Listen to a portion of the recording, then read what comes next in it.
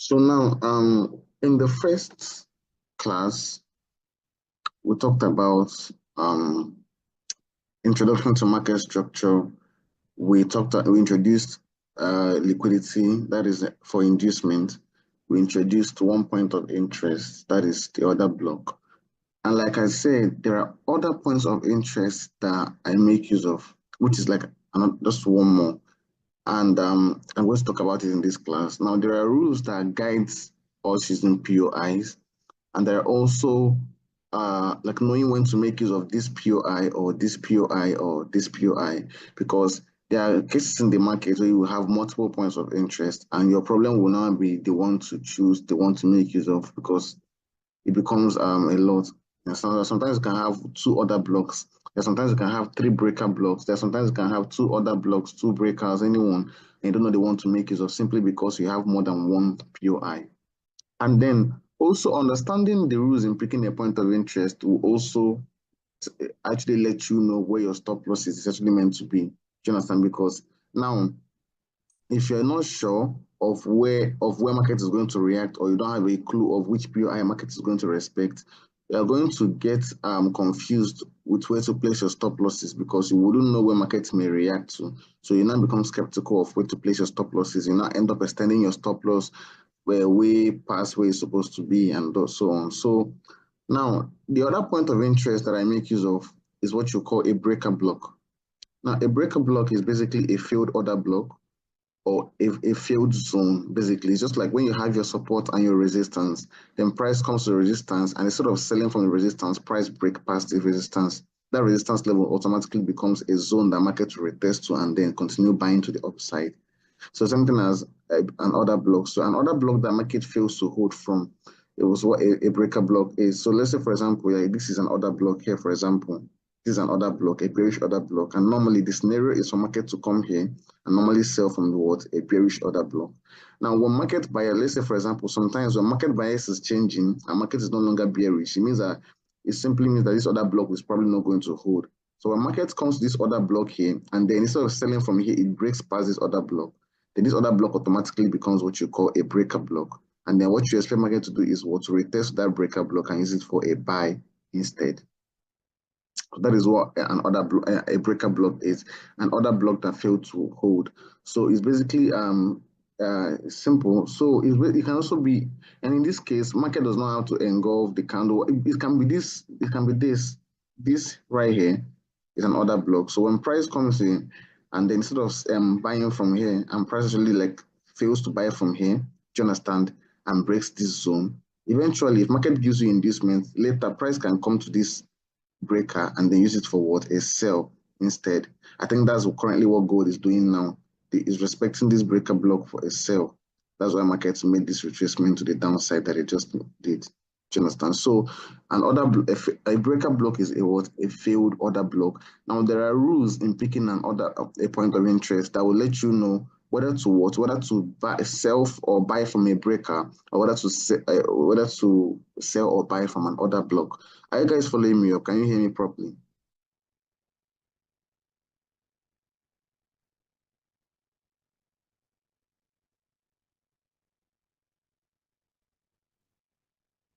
Okay, okay.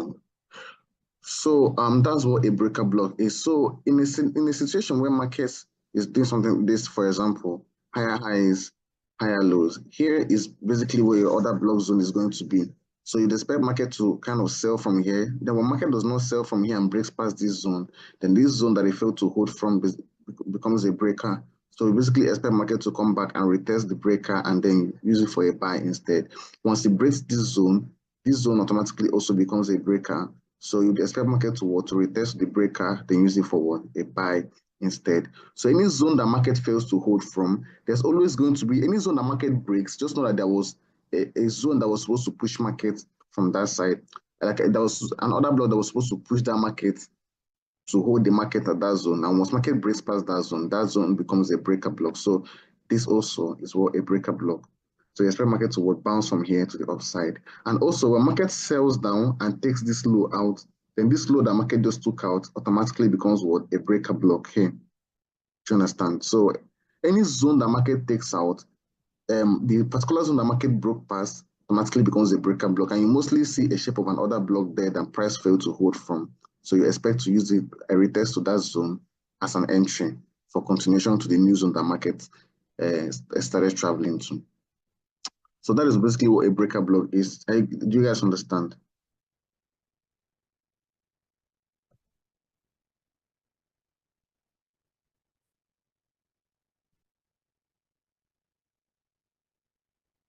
Okay, so for every zone where you find an order block, you always find a breaker block there. So in this zone, for example, this particular zone that caused the market to push to the upside is probably where your order block is going to be. Then the zone that market broke past is where your breaker block is going. It is. Then down here also, the one that caused the move to happen, order block, the zone that market broke past, breaker block. And if for this scenario that market sold, this zone that caused the market to sell down, order block, this zone that market just broke, breaker block. So that's just how it is. Order block up here, breaker block down here. This zone that market broke. Order block up here, breaker block down here. So that's just how it is. Order block down here, breaker block up here. The zone that market just took out. So that's just it. So now you can have multiple POIs existing in one particular setup. Do you understand? You can have multiple points of interest existing in one particular setup. But the thing is, knowing the one to pick and knowing the one to make use of, that is where the rules in picking a proper point of interest actually comes in play. So what are the rules in picking a proper point of interest? There are 4 rules that I make use of. Pay attention to this particular topic. Is not is brief, but at the same time it's also very, very, very important. Do you understand? So there are 4 rules in picking a proper point of interest. 4 rules to making sure that the POI you picked is correct and you're not making a mistake. The 4 rules are as follows. So first one of the most important that I pay attention to, the first rule in picking a proper point of interest is what there must be an existence of market structure shifts or a double break construction.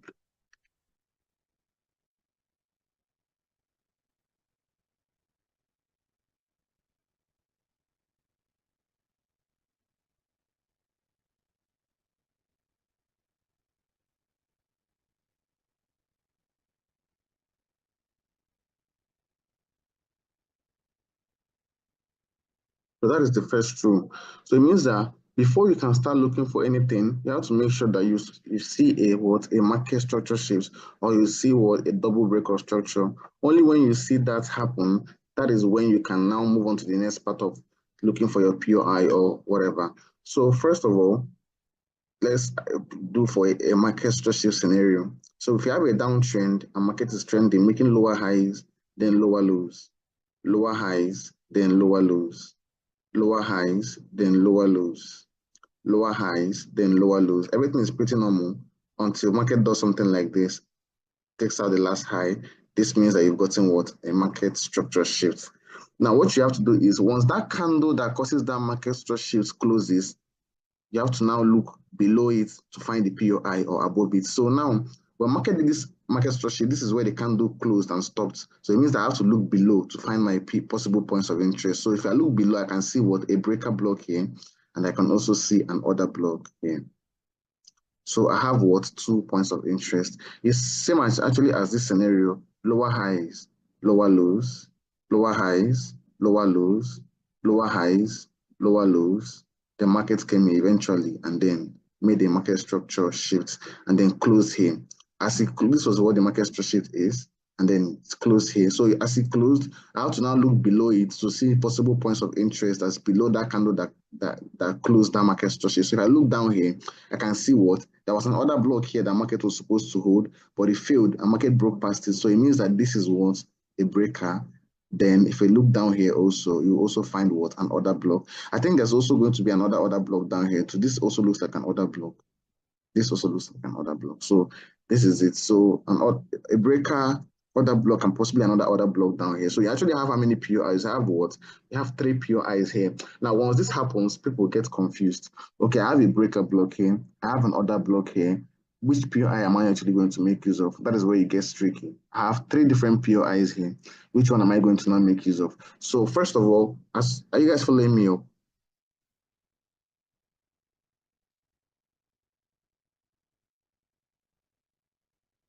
Did you hear what I said?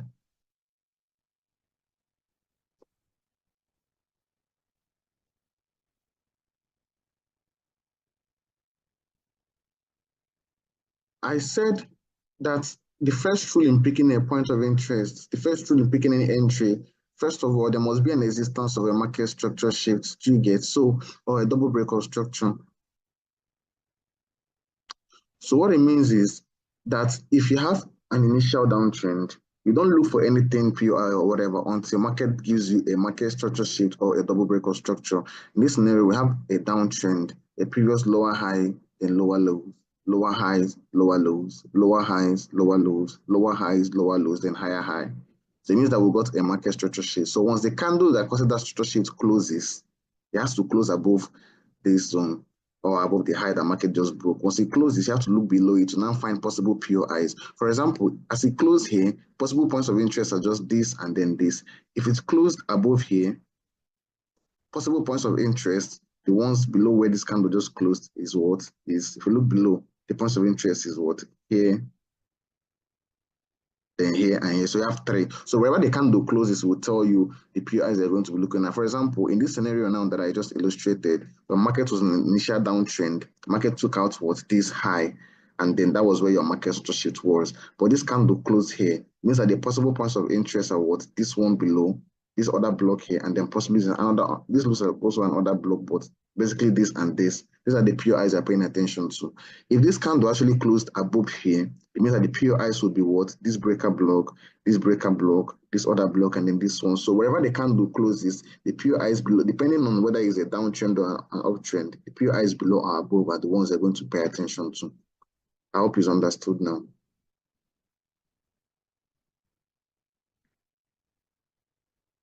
Hang on, I'm coming. I'll give you a self scenario. Which one is no? I can't explain it any other way again. Maybe probably try watching the recording, but I've explained it twice already. I don't know how else I can explain it. For a sell scenario, okay, the GJ that, okay, sorry, yeah, the gold sell that I took then also has a sell scenario. We have an uptrend here. So we kept an uptrend, higher highs, higher lows, higher highs, higher lows. The whole thing continued until after this last higher low, market made a higher high. Then instead of making another higher low here to push up, it took out this last low. So this is what you call a market structure shift to the downside. Once this candle closed, you have to pay attention to the upside to find possible points of interest. So if you look to this upside, this is another block that market failed to hold from. So this is what a breaker block. And up here is also what another block here. So you have two possible points of interest. I don't know if you guys understand what I mean. Once market does a structure shift, whether to the upside or to the downside, and the candle closes, if it's, you just have to pay attention to the points of interest before that candle. As this closed here, you have to now look to the upside, but this is where it closed. So once this candle that caused that structure shift to happen closes, now look to the upside, you'll find points of interest there. So for here is a breaker and an order block. I don't know if you guys are following what I'm saying.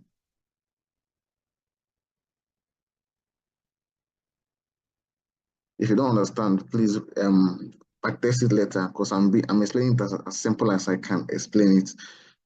If this is an uptrend, higher highs, higher lows, higher highs, higher lows, higher highs, higher lows, higher highs, lower low. Once it closes here, we look above to see points of interest, and this what? This breaker and then this other block up here. If the structure shifts happen towards to go a bit lower like this, if you look above, the points of interest is what? This breaker, then this breaker, and then this other block. So it's now three. So the more zones get broken, the more your eyes will show. I don't know how else to explain it to you guys. Oh, okay. So now that is the first rule. You make sure that there's what a double structure shift. You make sure that there's what a market structure shift or what a double breakout structure. That is the first rule in picking a point of interest. Now, after that, you now move on to the second rule. So I'm using two scenarios now, this buy scenario that I took here and also the sell scenario on the other side. So now, the first rule, we already gotten it that there must be what? An existence of a market structure shift or a double breakout structure. Now, the second rule says there must be what? There must be an inducement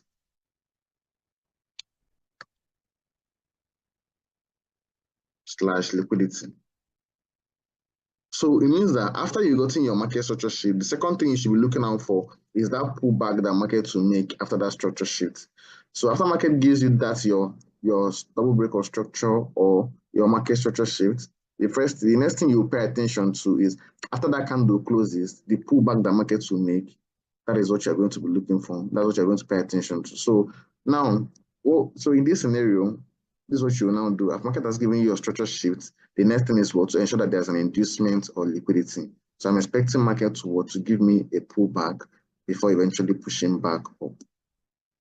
So that is the second rule. There must be what? An inducement or liquidity. So in this scenario, as we had the previous downtrend and market gave us a market structure shift to the upside, after that, the next thing that market did was to pull back and give us what? An inducement, and then it continued pushing back to the upside. Do you understand? So that is what my second rule, which is the inducement right here. So far, we've gotten the first and we've gotten the second rule. So in this buy scenario, a previous downtrend, market structure shift, that's the first rule. Second rule, there must be what? An inducement or liquidity. Now the inducement is already marked out here by the first pullback that market, like the pullback that market made before it continued pushing back up. That is what our inducement. Now, same as this zone, this scenario. So as market did this market structure to the upside, to the downside here, it's closed there, and then the pullback that market did was when it pulled back up here. That is it. This is what our inducement.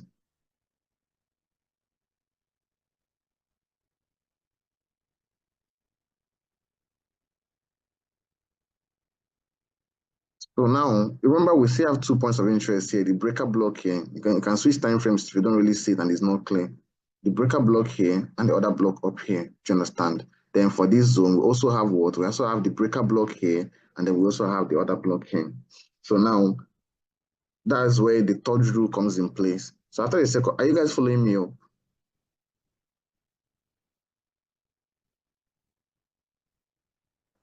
Okay. So now, after the second rule, you now move to the third rule. This class is brief. This topic is brief, but it's very important. Do you understand? So the third rule says, the point of interest you should pick should be unmitigated. So the point of interest needs to be unmitigated. Now, first of all, mitigation means price coming to touch a point of interest after there has been a market structure shift or a break of structure. So what I mean is, if you have, like, for example, let's say this is one point of interest, this is another point of interest, and this is another point of interest, and market all of a sudden does a market structure shift to the upside. If after doing that structure shift and market comes down while creating inducement, it does something like this and then pushes up, it means that this point of interest right here, market has mitigated it because it touched the point of interest. Do you understand? So any point of interest that market touches after the structure shift, if market touches any point of interest, then that point of interest has been mitigated. So it's telling you that any point of interest that you want to pick should be unmitigated, the one that market has not yet touched, especially when it's creating inducement. So if you pay attention, the market was on this downtrend and it gave us the structure shift to the upside. While market was pulling down to create inducement, this particular breaker block here, market touched it. So it means that this breaker block has been mitigated. So automatically we have disqualified this breaker block as an entry. So this is disqualified. You understand? So the POI so yes, you have to follow these rules correctly. Anyone that does not follow any POI that does not match any of these rules, you disqualify them. So the first rule says there must be an existence of a market structure shift or a double break of structure. So we got that when we got the structure shifts here to the upside. Second rule, there must be an inducement or liquidity. The pullback here gave us our inducement.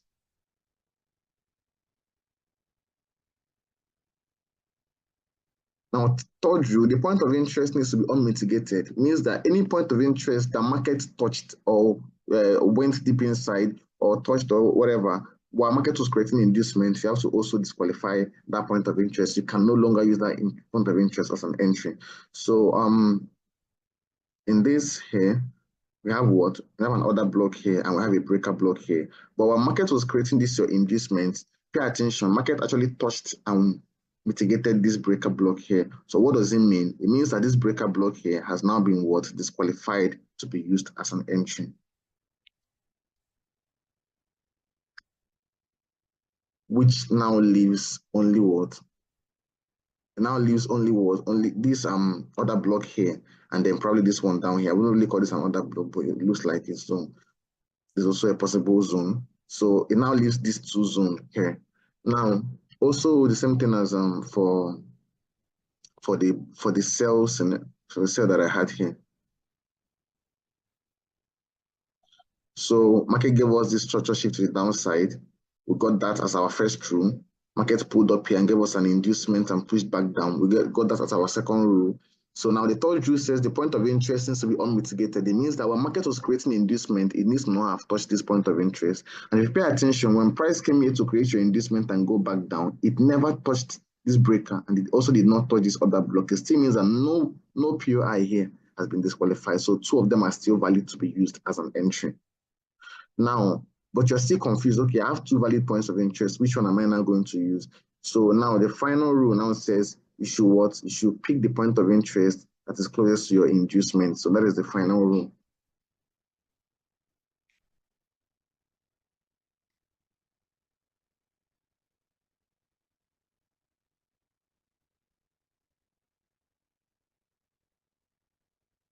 So now it means that eventually, when we have how many points of interest remaining here, we have this breaker block here and we have this other block here. Now between the two of them, where is my inducement? My inducement is right up here. Now between these two POIs, which one is closest to my inducement is what? Is this breaker block. So that was why my entry would be what? From this breaker block here. Then my stop loss below the candles of the breaker block probably going to be here. And this is where my entry is going to be. So what I expect market to do is to eventually come, sweep that inducement, then trigger my buy from this breaker block here. Simply because it's the one that follows all these four rules completely. So that is what I literally did here for this trade.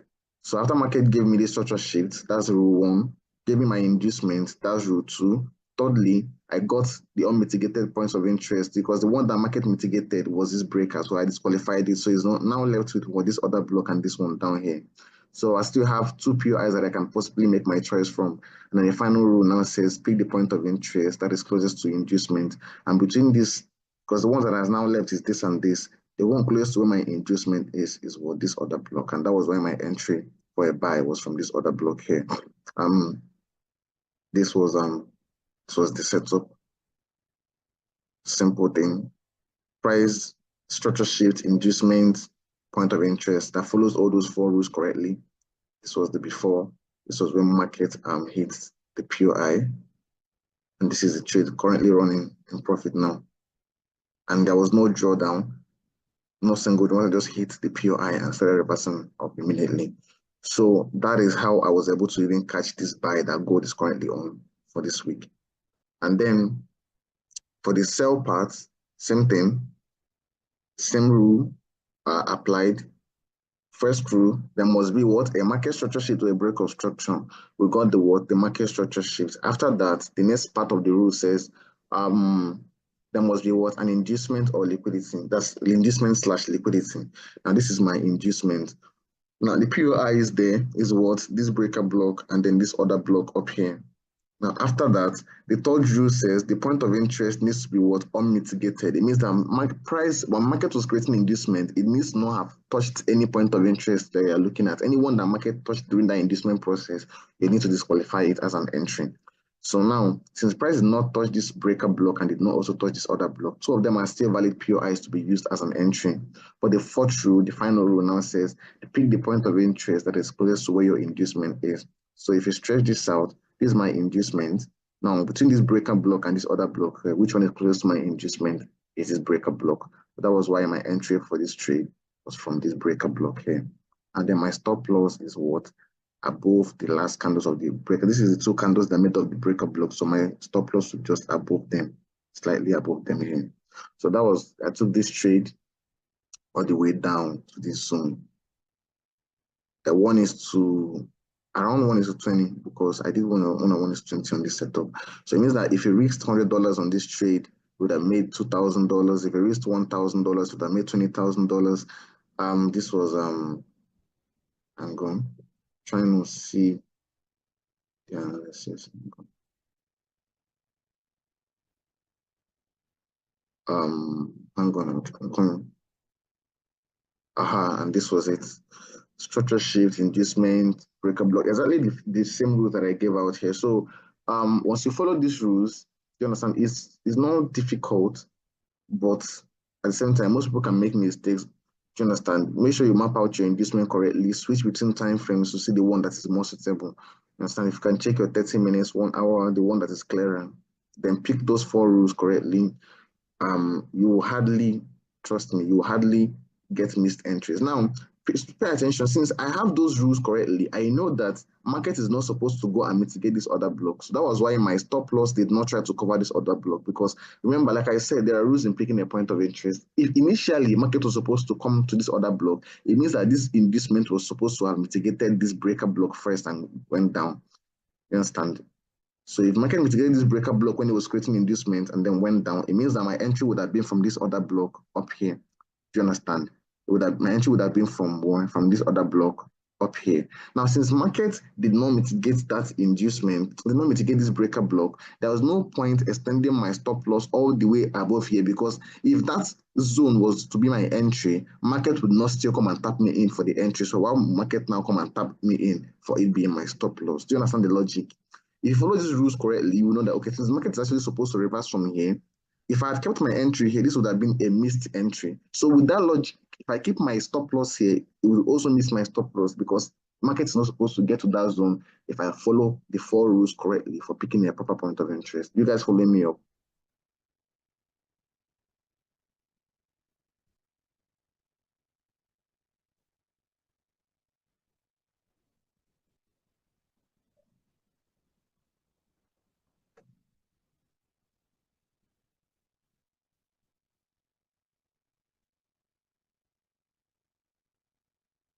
Okay. This also happened for a double break of structure. Market took out this low while also taking out the previously existing support zone here. So this already is a downtrend, lower highs, lower lows, lower highs, lower lows. So this is a downtrend. The market made a double break of structure here when it took out this low and this existing support level here. So this is what you call a DBOS, a double what break of structure. After that, that is the first rule. The first rule says there must be what? A market structure shift or a double break of structure. So in this scenario, what we had here was what? A double break of structure to the downside. It means that we're still bearish, because a break of structure is a continuation entry. So we are already bearish. Once we got the double break of structure to the downside, we're still continuing our bearishness. So we look forward. After we've gotten the first rule that says there must be what? There must be a market structure shift or a double break of structure. Look out for the next part of the strategy. That's the next rule that says what? There must be what? An inducement / liquidity. Like I said, the inducement is the first pullback after a market structure or a double breakout structure. Now, it means that what I'm looking at is what? Like I said, inducement can be a single candle wick, because the volatility of this market and the time frame of this market did not allow multiple candles here. It was just this one candle that market used as the pullback. So this was what our pullback is. This is the inducement here, which is what the second rule with IDM, I'll mark it with IDM. So the first rule is there must be a market structure shift or a double break of structure. So we got the first. The second rule is there must be what? An inducement / liquidity. So we got the second. The third rule says the point of interest you're looking to pick needs to be what? Unmitigated. Now pay attention. We have multiple PRIs here. We have what? As this stopped here, we have this breaker, and then another block up here. So we have actually multiple PRIs here. But the one to pick actually is what? The one that follows all these rules correctly. So now we have this, and we also have what? This breaker block here. In fact, we also have a breaker block here, but this breaker and this one are actually on the same line here. Basically, they're the same. So now we have what? 3 POIs here, possible POIs that we can use. Are you guys following me up?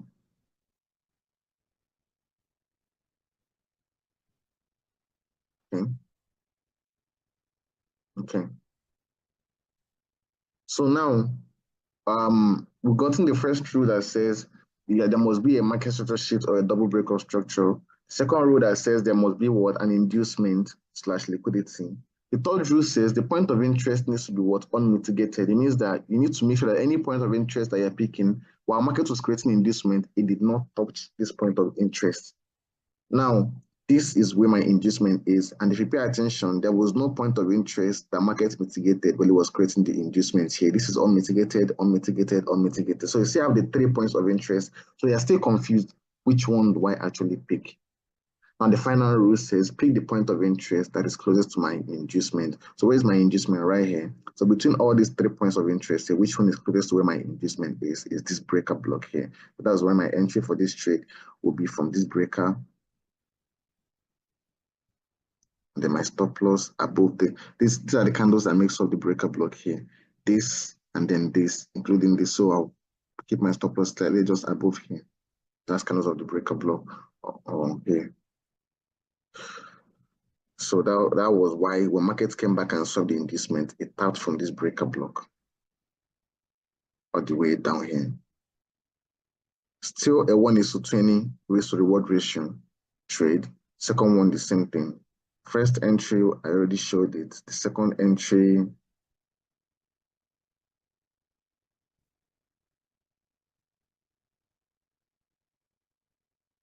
is this breaker block here. I entered later after like market hit the end, but it's the same thing. So this was the same trade. This was the trade right here. So using these rules in picking the point of interest, I was able to maneuver my way around the charts, knowing where to properly place because now imagine if I had no knowledge of these rules, I would be skeptical because I know that there's a POI here and another one here. So probably my stop loss will be all the way up here. Why? Because I'm still skeptical whether the market can come here and react or it can come here and react. I'm not sure because I don't know those rules. So because of that, this trade now has become what? A 1:7 risk to reward ratio. And even if you risk $1,000, you would have made $7,000. Very, very decent. Do you understand? But compared to having those knowledge and then risking 1,000 and making $20,000, that's $13,000 extra because of knowledge. Same thing as this. If I had no idea, I would have been trying to cover every zone here that market can possibly come to. Do you understand? Because I don't know where market may possibly reverse from. Turn this trade to a 1:3. Even if I'm trying to be decent, let me just say I'm covering this one. 1:4. Risk $1,000, make 4,000. Risk $100, make 400. But because of that knowledge of those rules, knowing that markets, because of I follow these rules, this is where market is really supposed to come to or come to. Because of that, my POI and my stop, this is a 1:20. So risking $100 would have made 2,000. Risking 1,000 would have made 20,000. Risking 10,000 would have made $200,000. Do you understand? Simply by having the knowledge of zones to pick because of these 4 rules here. So this is not something you rush. Do you understand? If you're having difficulty, back test, just have this before you make any analysis. Have this rule next to you while you analyze. You have this rule there. And pay attention to it. It helps a lot. It was going to help you a lot if you have this rule mapped out. So once you have any analysis, you have to look. This analysis I'm having now, is there a structure shift here? Is there a double break of structure? Do I have an inducement here? The point of interest I'm looking to pick, the market mitigated or is it unmitigated? Is it the closest one to my inducement? Once you have all these things in check, you will hardly have a missed entry or have market hit your stop loss and still continue going in your direction simply because you were wrong. You guys following me up?